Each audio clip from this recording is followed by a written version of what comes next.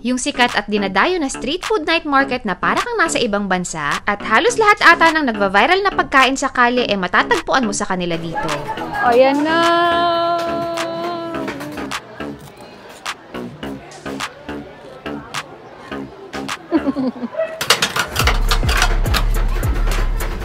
Woo! Wow! Diba? Wow! Wow, grabe.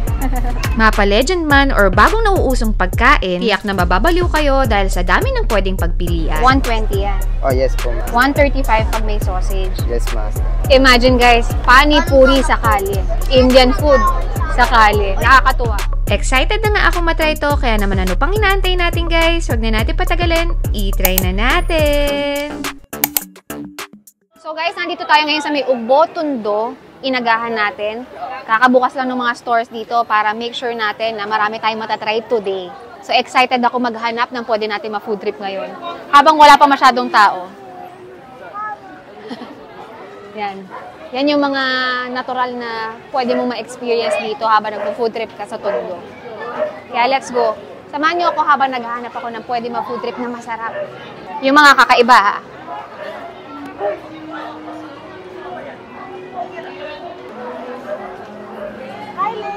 Hi po! Smoking balls.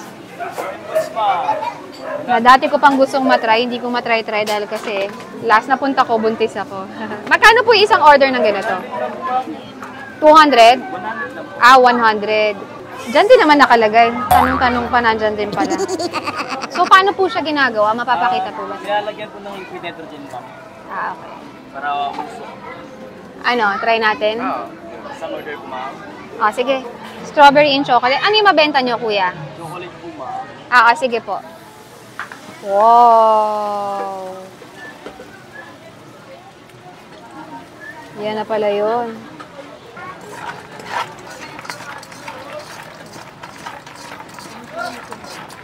Woo! Ano pong flavor nilalagay po, ma'am? Chocolate? Pinakamabenta daw nila. Sige po, chocolate. Ayan na. Woo! Ganda. Wow. Para naman tayo nasa show ah. Ma'am, gawin niyo po sa stick, ma'am, para hindi po siya matulog po. Sa tissue lang hawak, ma'am, malamig. Ah, sige. Thank you. Wow. First time ko lang matatry yung smoking balls dito sa Ugbo. Ang tagal-tagal ko nang pabalik-balik dito. Try na natin. 100 pesos ang isang order nito. May choices kayo kung strawberry or chocolate. Chocolate yung in-order natin. Let's go.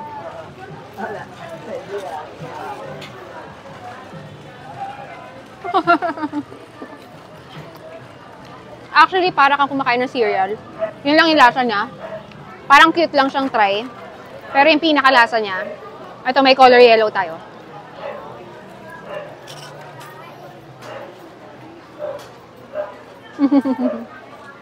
Ang cute. Purple naman. Wala no? Walang flavor to, no? Color lang. Plain flavor lang po siya. Plain lang. Cereal lang po siya, ma'am. Oh, cereal lang yung, tama, cereal lang yung lasa niya. Purple naman.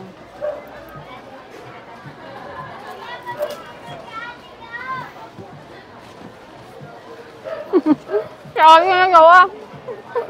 Hindi ko kasi ramdam hindi ko kita. Ito, sa color niya, akala mo, matamis. Pero parang kumain ka lang na cereal. Hindi nakaka-guilty. Yan, yellow.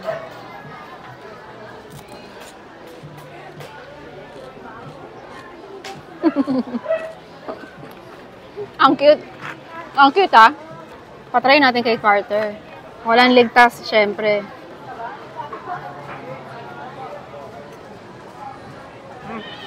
Walang usok. Isa pa. Ayun, ayun, oh.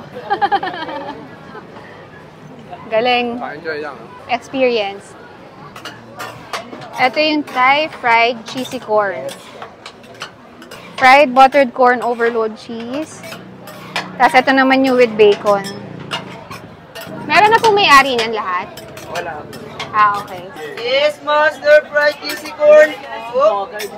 Yes, Master Scallops! Dami na nakaabang.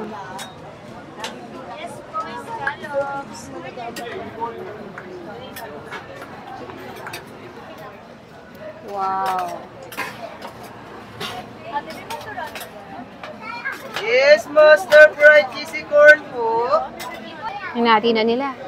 Ano na po yung next na ilalagay? Mag-add lang po tayo ng cheeses po para po yung mag-combine po. Another cheese, no? Scallops po. Mag-add din po tayo ng condensed master para din po yung lasa. Tsaka yung alat magkalulog po siya.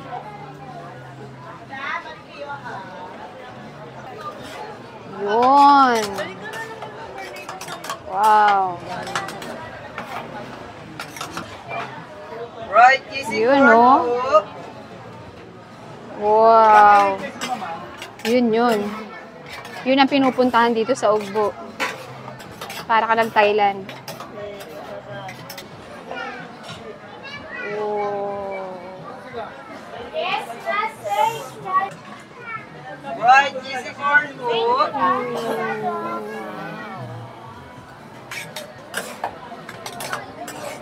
Ganda. Matatakam ka talaga. Yan ang kinagandahan pagka niluluto sa harap ng mga customers eh. Tapos maganda pa yung nagluluto. Ah! Yan.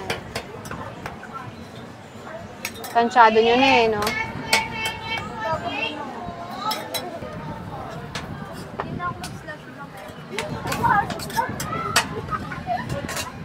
Wow.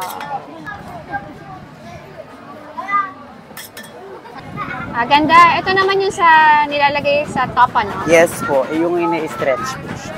Ah, okay. Ito yung pinaka-sauce on top. Yes. Yung pangalawang process. Opo. Sa inyo, ma'am, scallops po. Yes, Master, scallops po dyan.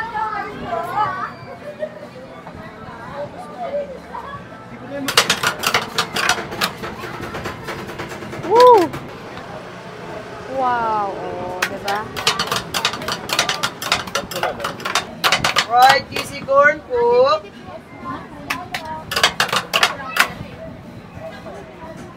Wow. Galing. Galing eh, no? Fried Sakit sa kilikili niyan. Scallops! 120 po, may bacon na po siya. Okay. Wow, grabe. Nabibilib ako ni ate eh.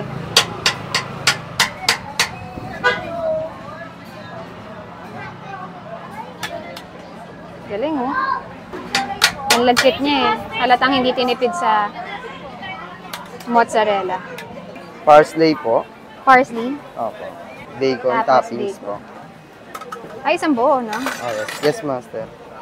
Yes, Master, scallops. Bacon. Tapos bacon din. 120 yan. Oh, yes po, master. 135 pag may sausage. Yes, master. So, pag gaganito lang, 100. Yes, master. Nice. Thank you, Thank kuya. you po. Wow, init. 120 pesos, Thai fried cheesy corn overload. So guys, pinakat lang natin yung bacon para mas madali natin mapakita sa inyo. Kasi normally, isang buong bacon lang yung binibigay nila. Yan, woo, excited. 120 guys. Ayan na. Try na natin, ha?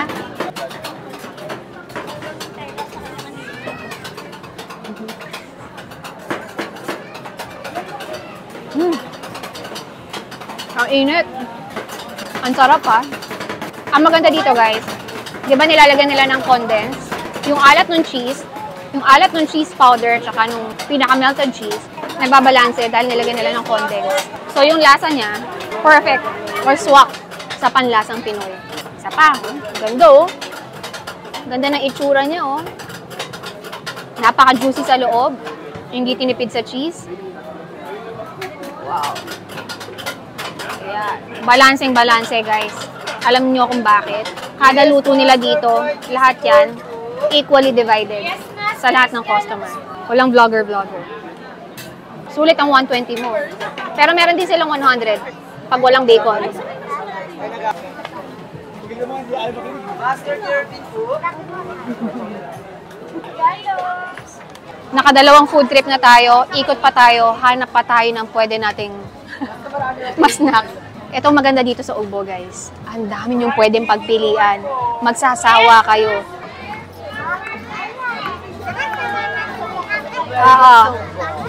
Yan. Thai slushy, tapos marami pa. Lahat ng mga nag-trending, lahat na nag-viral, nandito sa Ugbo. So kung gusto mo, in one place, matikman lahat, ito yung perfect place. Sa mga gusto ng barbecue, ayan, meron din dito. Ito yung lechonan ni Edith. Nakilala. Meron din silang tumbong. Tingnan nyo, ang daming taong kumakain. Oh. Travel Valley. So, imagine niyo guys, sa kalye merong biryani, samosa, at ang pinakamabenta sa kanila, Pani Puri. Yan. Hi, Kuya! Hello po. Kano na po katagal itong pwesto nyo dito? Ano po ma'am, since 2022 pa po. Ah, wow, ang tagal na rin pala. Medyo matagal na po. Ito na talaga yung sinaserve nyo, Pani Puri. Opo ma'am. Wow. Ano oras kayo nagpupwesto dito? Simula po 4 PM po hanggang 12 AM po. Gano'n naman po karami na bebenta nyo ng Pani Puri? Depende po ma'am kasi po may times po na matumal po, may times po na mabili. Ito ma'am, ito po yung palaman natin. Ito ma'am, mashed potato po. Mashed potato. Opo. Wow. Sino po gumagawa nito? Yung partner ko po ma'am, business partner po. Okay. Ito po mga nakalagay dito. Ano Ayan po yan? yung mga nakalagay po sa pinakapalaman po. Ito ma'am, Mixture. cinnamon po. Ayan yun. Apo. Ito po, Ito po yung sinasabi niyong ginamit panluto. Apo, ayan po. Kaya medyo wet pa po siya ng konti. Alam mo ba yung mga tawag dito, Kuya? Apo, ma'am. Ito po, cinnamon, bay leaves, star anise, cumin, 4 types of spices. Then ito po parang coriander din po. May timpla na rin to, no? Apo, may timpla na po. So, sa 5 pieces, may 3 flavors na siya? Apo, ma'am. Yung mashed potato po, yung cardamom po, saka yung mga nakalagay po doon. Then iba pa po yung sauce nun, ma'am. Yeah, okay. 12 pieces naman. Yung 12 pieces po, ma'am, 150 po. Yun po, ma'am, good for sharing na po siya. Ito, magkano po itong 5 pieces? 80 po. Naubos mo na yung isang plastic, no? Apo, ma'am, naubos na po. Mabilis lang din eh. Kasi ako na bahala sa sauce. Apo. Ito po yung mga sauce po natin, ma'am. Yung brown po, tamarin, maasim po na matamis. Yung green po, coriander, medyo maanghang po. Ah, okay. Pero pwede naman po siya pagsamahin po. Ah, okay. Okay, noted. Imagine guys, Pani Puri sa kalye. Indian food sa kalye. Nakakatuwa. Only in Ugbo, Tondo. Anghang. Huwag natin lagyan lahat, dalawa lang. Yan. Ito ang pinaka gusto ko. Yung tamarind sauce. Yan. Lagyan natin lahat. Actually guys, kahit wala namang sauce, may timpla na yung pinaka mashed potato nila. So lahat ng flavor nandyan na. Yung walang spicy muna.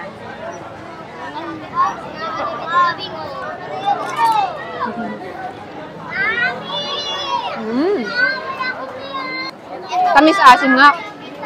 Actually, yung sarap nito guys. Yung sarap ng sauce niya, pwedeng higupin. Try nga natin.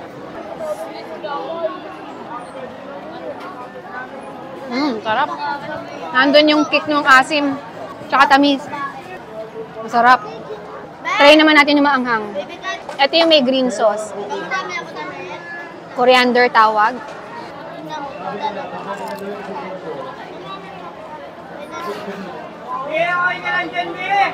Hindi naman sobrang anghang. Mild lang. Tsaka lasa mo dito yung cinnamon. Tsaka marami silang flavor na hinahalo eh. May cinnamon. Binanggit ni Kuya, nakalimutan na natin eh.